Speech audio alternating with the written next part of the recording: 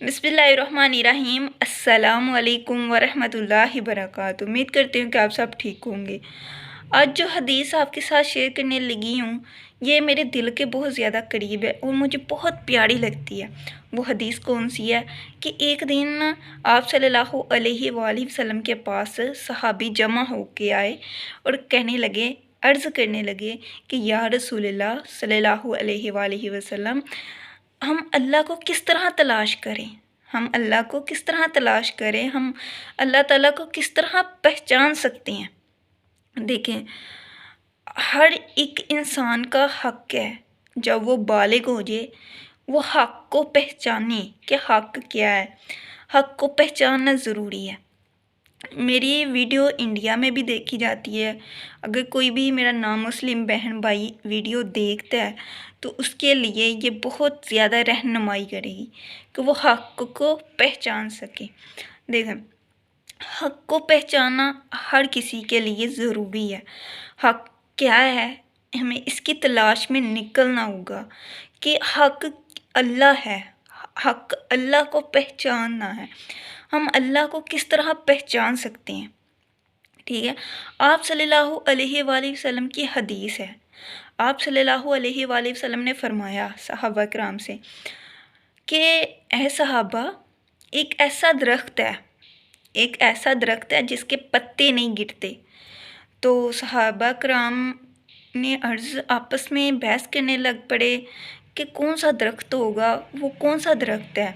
इतने ज़्यादा उन्होंने ना दरख्त के नाम लिए तो बहस उनमें छिड़ गई सहाबा किराम में। तो वो दरख्त की मिसाल दी गई है कि वो मुसलमान है। आप सल्लल्लाहु अलैहि वसल्लम ने फरमाया उसकी मिसाल मुसलमान है, वो मुसलमान उस दरख्त की तरह है। देखिए, तो बहस छिड़ गई सहाबा किराम में और किसी को जवाब ना मिला। तो फिर आप सल्लल्लाहु अलैहि वसल्लम ने फरमाया कि वो दरख्त खजूर का दरख्त है। आप खजूर के दरख्त को ध्यान से गौर से देखें, उसके पत्ते नहीं गिरते, उसके पत्ते नहीं गिरते। और मुसलमान की मिसाल क्या दी है अल्लाह ताला ने कि वो एक जो खजूर का दरख्त है उसकी तरह है, उसके पत्ते नहीं गिरते।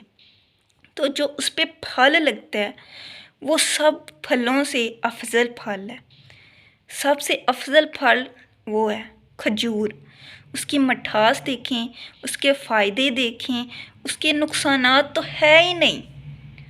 खजूर के नुकसानात तो है ही नहीं, उसके फ़ायदे ही हैं। और एक मुसलमान की मिसाल अल्लाह ताला ने कैसी आला दी है। उस सब दरख्तों में अफजल दरख्त वही है, खजूर, ठीक है। देखें, अल्लाह ताला ने अपने बंदे की फजीलत का मयार कितना ऊंचा रखा है। तो उस बंदे को बनाने वाले की शान की तो कोई हद नहीं होगी। उसको हम अपने ख्याल में तसव्वुर लाते लाते थक जाएंगे मगर तसव्वुर नहीं ला सकेंगे। अल्लाह को पहचानने के लिए इंसान को अपने आप को पहचानना होगा, अपने वजूद को, अपने दिल को, अपनी अना को, अपनी सोच को, अपनी नज़र को, अपने हर जिस्म के वजूद में आपको अल्लाह ही मिलेगा। आपने अपने आप को पहचान लिया जिस दिन, उस दिन आपने अल्लाह को पहचान लिया। गौर व फिक्र करना, सूरत मोहम्मद कुरान पाक में है। इसमें अल्लाह ताला ने आयत है जिसका मफ़हूम है, क्या तुम गौर व फिक्र नहीं करते? क्या तुम, कुरान है तुम्हारे सामने, अल्लाह की किताब है, क्या तुम इसमें गौर व फिक्र नहीं करते? ये एक ऐसी किताब, वाहिद किताब है कि जो अपनी सही हालत में है, वो ता क़यामत सही हालत में रहेगी। इसकी ज़ेर ज़बर शाद मद में कोई गलती कर ही नहीं सकता क्योंकि इसकी हिफाजत अल्लाह ने ली है। देखें, अगर अल्लाह को आपने पहचानना है, एक तो इंसान है, ठीक है, इंसान का पूरा ढांचा आप उसको गौर से देखें, आपको पता चलेगा कि किसने मुझे बनाया, किसने मुझे बनाया। ये मेरा एक हाथ चला जाए, मुझे दोबारा कोई इस तरह का हाथ नहीं दे सकता, ठीक है। تو آپ دیکھیں کہ اللہ تعالیٰ نے آپ کو کس طرح بنایا ہے، وہ کون سی ذات ہے، وہ کون سی ہستی ہے، آپ اس کو پہچانو، اس کو پہچاننے کے لیے غور و فکر کرو، غور و فکر کرو۔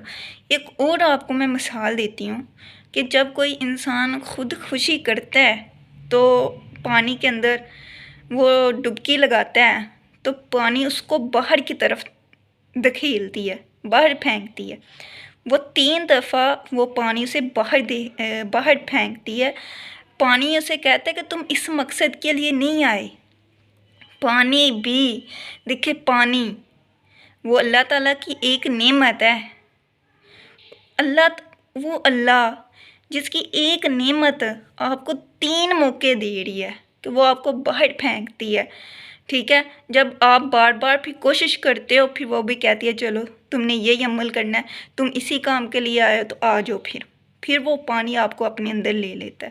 نہیں تو پانی پہلے 3 دفعہ انسان کو باہر پھینکتا ہے کہ تم اس مقصد کے لیے نہیں آئے دنیا میں، ٹھیک ہے؟ کہ تم اپنا مقصد بھول گئے ہو۔